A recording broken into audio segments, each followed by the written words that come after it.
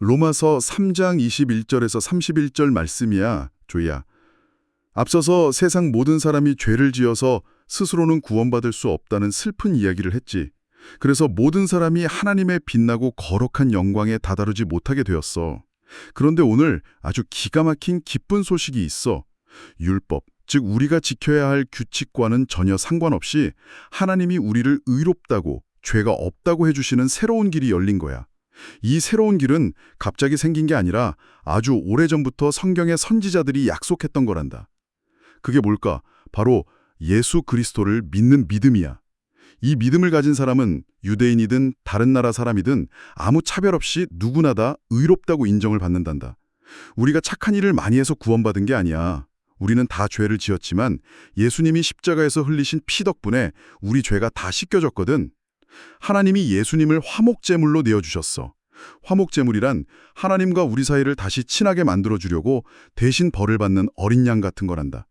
예수님이 대신 벌을 받으셨기 때문에 하나님은 우리의 옛날 죄들을 모른 척 넘어가 주셨어. 이렇게 해서 하나님 자신도 언제나 공평하고 의로우신 분이라는 걸 보여주셨고, 동시에 예수님을 믿는 우리도 의롭다고 불러주시는 거지. 그러니 조이야, 우리가 내가 잘나서 구원받았다고 자랑할 수 있을까? 절대 그럴 수 없지. 우리가 율법을 잘 지켜서 된 게 아니라 오직 예수님을 믿는 믿음의 법으로 된 거니까 말이야. 하나님은 유대인만의 하나님이 아니라 온 세상 모든 사람의 하나님이셔. 그럼 믿음이 있으니까 율법은 무시해도 될까? 아니야.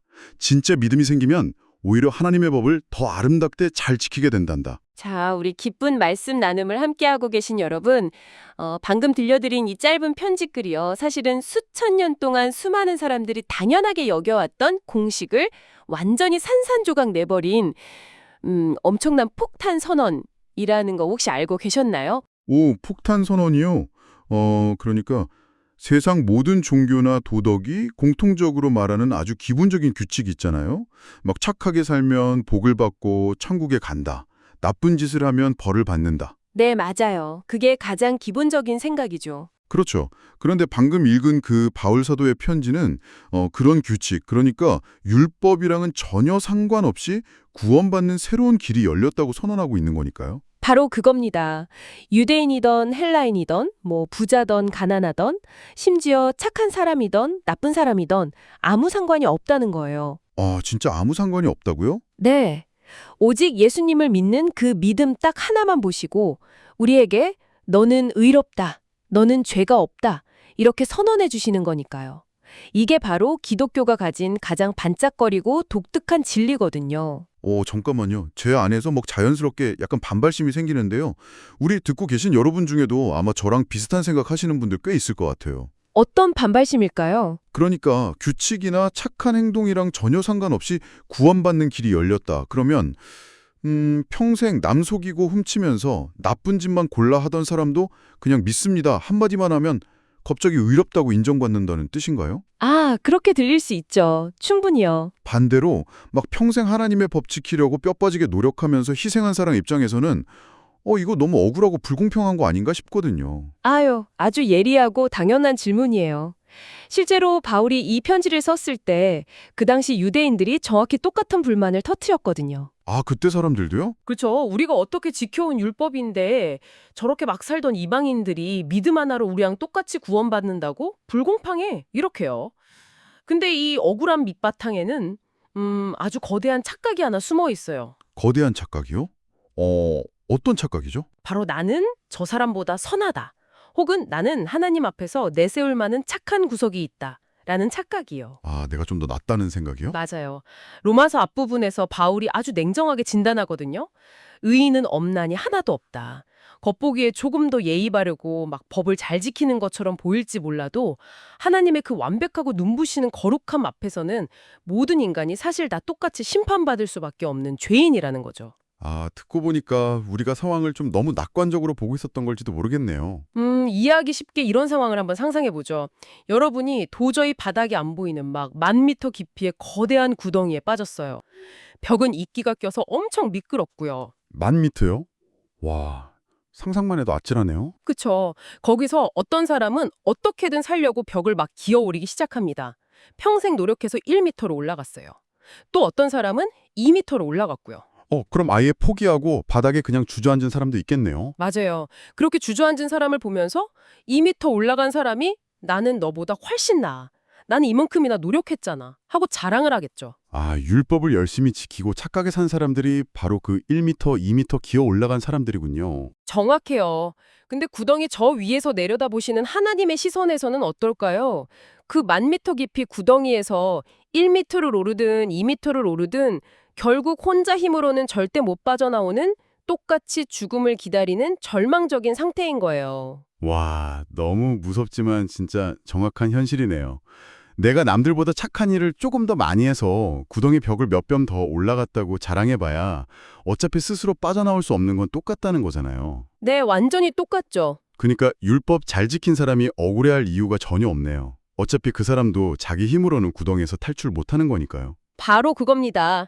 그래서 하나님이 전혀 다른 방법을 쓰신 거예요. 벽을 기어오르라는 그 규칙 대신에 구덩이 위에서 아주 튼튼하고 빛나는 동아줄을 확 내려주신 거죠. 아, 위에서 동아줄을? 네, 그러면서 네 힘으로 올라오려는 노력 당장 멈추고 내가 내려준 이 줄을 꽉 잡아라 하고 외치시는 거예요. 아하, 여기서 그 동아줄을 꽉 잡는 행동, 그게 바로 방금 읽은 성경에서 말하는 예수 그리스도를 믿는 믿음이군요. 그렇습니다. 내 손아귀 힘이 대단해서 혹은 내가 등반 기술이 좋아서 살아난 게 아니잖아요. 나를 끌어올려 주신 분의 전적인 은혜로 살아난 거죠. 오, 그럼 아까 처음에 제가 했던 질문, 그 아무렇게나 살아도 되는 거 아니냐는 의문도 여기서 자연스럽게 해결이 되네요. 어떻게 풀리셨나요? 만약 제가 그 깊은 구덩이에서 동아줄 꽉 잡고 간신히 목숨을 건졌다면요. 동네방네 돌아다니면서 여러분, 제가 줄을 얼마나 예쁘게 잘 잡았는지 아세요? 저의 이 놀라운 소나기 힘을 좀 보세요. 막 이러고 제 자랑을 할 수는 없잖아요. 하하, 그쵸. 그건 진짜 부끄러운 짓이죠. 네, 너무 부끄럽죠. 오히려 나를 살려주신 분 앞에 엎드려서 막 눈물로 감사하고 이제부터는 그 생명의 은인이 기뻐하시는 대로 살고 싶어질 겁니다. 아, 완벽해요. 그게 바로 편지 마지막에 나오는 진짜 믿음이 생기면 오히려 하나님의 법을 더 아름답게 잘 지키게 된다는 말씀의 진정한 의미입니다. 억지로 막 벌 받을까 봐 두려워서 규칙을 지키는 게 아니고요. 네, 넘치는 감사와 사랑에서 우러나오는 자발적인 순종으로 바뀌는 거죠. 와, 정말 놀라운 논리의 반전입니다. 자, 그렇다면 이제 오늘 말씀에 등장한 우리 어린이 여러분에게는 조금 무섭고 어렵게 들릴 수 있는 단어를 한번 파헤쳐 볼까요? 네, 어떤 단어죠? 그 중간에 하나님이 예수님을 화목제물로 내어주셨다는 표현이 나와요. 솔직히 이 단어 어감 자체가 좀 너무 무겁잖아요. 뭔가 짐승을 불에 태워서 막 잔뜩 화가 난 신의 분노를 달래는 그런 무시무시한 장면이 떠오르거든요. 고대의 많은 종교들이 실제로 그런 식으로 신을 달래려고는 했죠. 하지만 성경이 말하는 화목제물은 전혀 다른 메커니즘을 가지고 있어요. 완전히 다른가요? 네, 헬라어 원어로는 힐라스테리온이라고 하는데요. 이 단어의 진짜 의미를 알기 위해서는 구약시대의 성전, 그중에서도 가장 깊숙하고 어두운 방인 지성소를 들어가 보아야 합니다. 지성소요? 아, 대제사장만 1년에 딱 한 번 들어갈 수 있었다는 그 무시무시하게 거룩한 장소 말씀이시죠? 맞아요, 거기입니다. 거기에는 그 하나님의 언약궤라는 황금빛 상자가 하나 덩그러니 놓여 있었다고 알고 있는데요. 네, 맞습니다. 그런데 여러분, 그 상자 안에는 과연 무엇이 들어 있었을까요? 글쎄요, 엄청 귀한 보물 같은 거 아닐까요? 바로 모세가 시내산에서 받았던 십계명 돌판, 즉 율법이 들어 있었습니다. 율법이요? 아, 아까 우리가 그 10,000미터 구덩이 벽 오르는 것처럼 우리 힘으로는 절대 완벽하게 지킬 수 없다고 했던 그 엄격한 규칙들이 그 상자 안에 있었던 거군요. 그렇습니다. 한번 생각해 보세요. 거룩하신 하나님이 하늘에서 그 상자를 쫙 내려다보실 때 상자 안에 있는 율법이 막 소리를 치는 거예요. 뭐라고 소리치나요? 이 백성들을 보세요. 그들은 나를 어겼습니다. 거짓말을 하고 남을 미워하고 이기적으로 살았습니다. 이들은 유죄입니다. 공정한 심판을 내려주십시오. 이렇게요. 와, 율법이 우리의 죄를 막 낱낱이 고발하고 정죄하고 있는 거네요. 하나님은 완벽하게 공정하신 재판관이니까 그냥 죄 지은 사람을 불쌍하다는 이유로 그래, 이번 한 번만 봐줄게 이러고 대충 넘어갈 수는 없는 거잖아요. 절대 못하시죠. 죄에는 반드시 형벌이라는 대가가 따라야만 정의가 세워지니까요. 그럼 진짜 큰일 난 거 아닌가요? 바로 그 지점이 하나님이 해결하셔야 했던 가장 큰 문제였습니다. 우리의 죄를 심판하자니 사랑하는 자녀들이 다 죽게 생겼고, 그렇다고 죄를 그냥 덮어주자니 공의로우신 재판관의 자격을 스스로 포기하시는 게 되니까요. 아, 진짜 이러지도 저러지도 못하는 상황이네요. 그래서 등장한 것이 바로 그 언약궤의 뚜껑입니다. 이 뚜껑을 부르는 이름이 바로 힐라스테리온, 즉 화목제물이라는 단어랑 똑같은 단어예요. 아, 상자의 뚜껑이요? 그럼 율법이 상자 안에서 이 사람들은 죄인입니다 하고 막 소리칠 때 그 뚜껑이 무슨 역할을 하는 건가요? 막 더럽고 냄새나는 쓰레기통을 꽉 닫아서 냄새가 안 새어나오게 하는 덮개처럼요? 오, 아주 훌륭한 비유네요. 이스라엘의 대제사장은 1년에 딱 한 번, 양이나 염소 같은 동물의 피를 가지고 그 지성소에 들어가서 바로 그 언약궤의 뚜껑, 힐라스테리온 위에 피를 뿌렸습니다. 뚜껑에 피를 뿌렸다고요? 네, 죄를 지은 인간이 죽어야 하지만 대신 생명을 상징하는 짐승의 피가 뿌려짐으로써 죄의 대가가 지불되었다는 것을 보여주는 거죠. 아하, 그럼 하나님이 위에서 이렇게 내려다보실 때 상자 안에서 막 고발하는 율법을 보시는 게 아니라 뚜껑 위에 뿌려진 붉은 피, 즉 이미 치러진 죄의 대가를 보시게 되는 거군요. 정확합니다. 율법의 고발 소리를 그 희생의 피가 완벽하게 덮어버린 거예요. 그 피를 보시고 하나님은 진노를 거두시고 다시 인간에게 은혜와 사랑을 베푸시는 거죠. 그 자리가 바로 뚜껑 위였고요. 그래서 거기를 은혜가 베풀어지는 자리, 시은좌라고도 부르는 거군요. 맞아요. 와, 정말 소름이 돋네요. 힐라스테리온이라는 단어 하나에 그런 엄청난 작동 원리가 숨어 있었다니요. 근데 동물의 피는 영원한 게 아니잖아요. 매년 다시 피를 뿌려야만 했을 텐데요. 그쵸. 그래서 신약에 와서 가장 경이로운 일이 벌어지는 겁니다. 죄가 단 하나도 없으신 완벽한 분, 예수님께서 친히 십자가 위에서 영원하고 완벽한 힐라스테리온이 되어주신 거예요. 아, 예수님이 직접 뚜껑이 되어주셨다고요? 네. 우리의 죄값으로 쏟아져야 할 하나님의 그 무서운 심판과 진노를 예수님이 자기 몸으로 다 받아내신 거죠. 예수님의 보혈이 거대하고 새하얀 사랑의 담요가 되어서 율법의 고발이랑 우리의 모든 끔찍한 죄를 영원히 덮어버리신 거군요. 우리 스스로는 그 심판 도저히 못 견디니까요. 맞습니다. 이것이 바로 왜 십자가가 아니면 안 되었는가, 그 Y에 대한 완벽한 대답입니다. 자, 여기서 또 하나 짚고 넘어가야 할 아주 중요한 개념이 있어요. 어떤 건가요? 바로 값없이 의롭다 하심을 얻었다는 표현입니다. 아, 값없이. 청취자 여러분, 보통 우리가 마트나 길거리에서 값없이, 즉 공짜로 나누어 주는 물건을 보면 어떤 생각이 드나요? 뭔가 좀 싸구려 플라스틱으로 만든 조악한 사은품 같고 별로 가치가 없는 물건이라는 생각 먼저 들지 않나요? 그렇죠.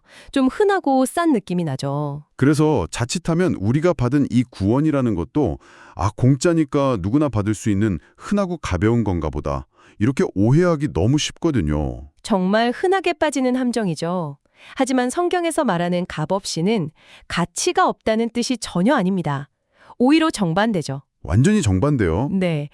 여러분의 상상력을 조금 더 자극해 볼까요? 네, 어떤 상황을 상상하면 될까요? 여러분이 수천억 원이 넘는 세상에서 제일 화려하고 거대한 궁전을 사려고 부동산에 갔다고 생각해 보세요. 수천억 원짜리 궁전이요? 와, 그런데 여러분 주머니에서 꺼낸 돈이 종이로 만든 장난감 부루마블 지폐 몇 장뿐인 거예요.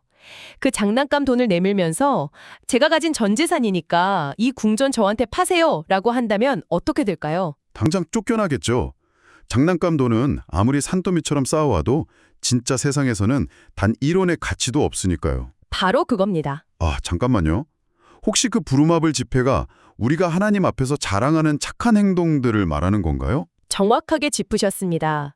우리가 이웃을 조금 도운 것, 규칙을 잘 지킨 것, 남들보다 예의 바르게 행동한 것.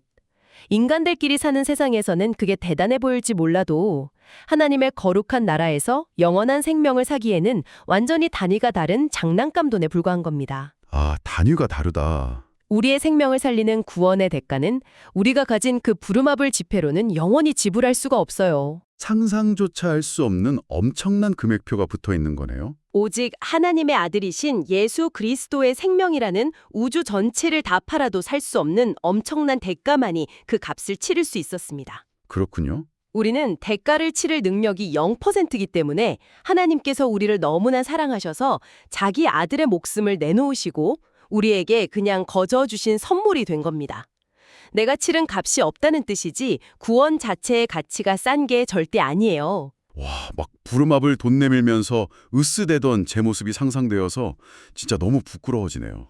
자, 그렇다면 이제 가장 중요한 질문을 던져보죠. 네, 어떤 질문이죠? 이렇게 우주에서 가장 비싼 선물을 공짜로 값없이 받은 우리는 일상생활 속에서 도대체 어떻게 살아가야 할까요? 함께 듣고 계신 부모님과 우리 어린이 여러분의 하루 일과 속으로 깊숙이 한번 들어가 봅시다. 좋습니다. 삶에 적용이 발주지면 이 놀라운 은혜도 그저 머릿속 지식으로만 남게 되니까요. 어린이 여러분, 유치원이나 학교에서 이런 적 있을 거예요.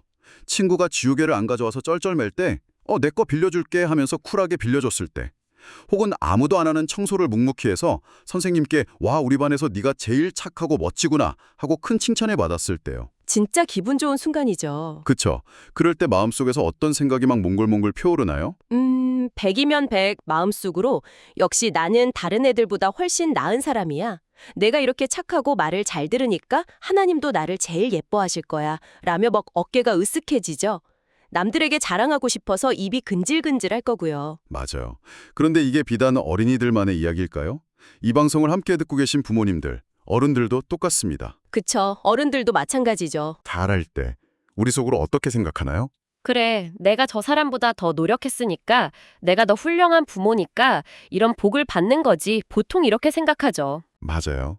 그러면서 은근히 다른 사람 무시하거나 우월감 느끼잖아요. 어른이나 아이나 결국 하나님 앞에서는 아무짝에도 쓸모없는 부름합을 지폐를 막 짤랑거리며 자랑하고 있는 셈이죠. 아, 부름업을 집회 잘랑거린다니까 확 와닿네요. 오늘 우리가 분명히 배웠습니다. 하나님 앞에서는 아무리 우리가 양보를 1000번 하고 남들보다 성공한 인생을 살아도 그것으로 구원을 얻거나 뽐낼 수 있는 사람은 단 한 명도 없습니다.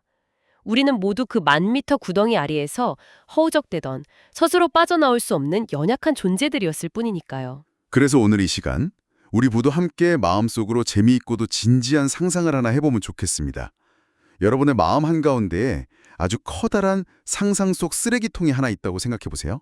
상상 속 쓰레기통이요. 네. 일상 속에서 내가 남들보다 조금 더 착한 일을 했다고, 혹은 조금 더 성공했다고, 나는 다른 사람보다 잘나서 사랑받을 자격이 충분해 하고 고개를 빳빳하게 드는 그 교만한 마음이 생길 때마다 어떻게 해야 할까요? 버려야겠죠. 맞습니다. 주머니 속에 그 가짜 부름합을 지폐를 두 손으로 꽉 뭉쳐서 그 상상 속 쓰레기통에 과감하게 휙 하고 던져버리는 겁니다. 와, 아주 통쾌한 적용이네요. 교만한 마음이 고개를 들 때마다 지체 없이 쓰레기통에 버리는 연습이 매일 우리에게 필요합니다. 우리는 자격이 있어서 선물을 받은 게 아니라 도저히 자격 없는 나에게 가장 비싸고 큰 생명이라는 선물을 값없이 주신 분의 은혜 안에 숨쉬고 있으니까요. 우리가 진짜 뽐내고 자랑해야 할 것은 내 착한 행동이나 내 성취가 아니라 오직 나를 살리신 예수님의 십자가 은혜 단 하나뿐이네요. 그렇습니다. 10,000m 구덩이에서 나를 확 끌어올려 주신 그 피 묻은 동아줄을 기억한다면 어떻게 교만할 수 있겠습니까? 그 사랑의 무게를 깊이 깨달을 때 우리는 남을 판단하고 무시하는 대신 나 같은 사람도 살려주신 하나님의 율법을 너무나 사랑하게 되어 기쁨으로 그 법을 지키며 살아가게 될 것입니다. 이 깊은 말씀 나눔을 함께 하신 청취자 여러분, 오늘 이 엄청나고도 놀라운 선물의 이야기를 듣고 여러분은 마음속으로 어떤 결심을 하셨나요? 지금 당장 쓰레기통에 던져버려야 할 부름합을 지폐는 무엇인가요? 사랑과 은혜가 풍성하신 하나님 아버지, 오늘 말씀을 통해 저의 힘이나 착한 행동이 아니라 오직 예수님을 믿는 믿음으로 구원을 받는다는 놀라운 비밀을 알게 하시니 감사합니다. 저를 살리시기 위해 예수님을 십자가의 화목제물로 내어주신 그 크신 사랑을 언제나 기억하게 해주세요. 우리 조이가 유치원이나 학교에서 친구들보다 조금 더 착한 행동을 했다고 뽐내는 교만한 마음을 버리고 오직 예수님이 주신 값없는 선물에 감사하는 겸손한 아이로 자라게 도와주세요. 믿음으로 구원받았으니 이제는 더 예쁘게 하나님의 말씀을 사랑으로 지키며 살아가는 조이가 되게 해주세요. 저를 구원해 주신 예수님의 이름으로 기도합니다. 아멘. 우리 조이, 오늘 배운 십자가의 사랑이 얼마나 큰지 마음속에 꼭 간직하는 하루를 보내렴. 할아버지가 들려줄 다음 로마서 이야기도 정말 가슴 벅찰 거야.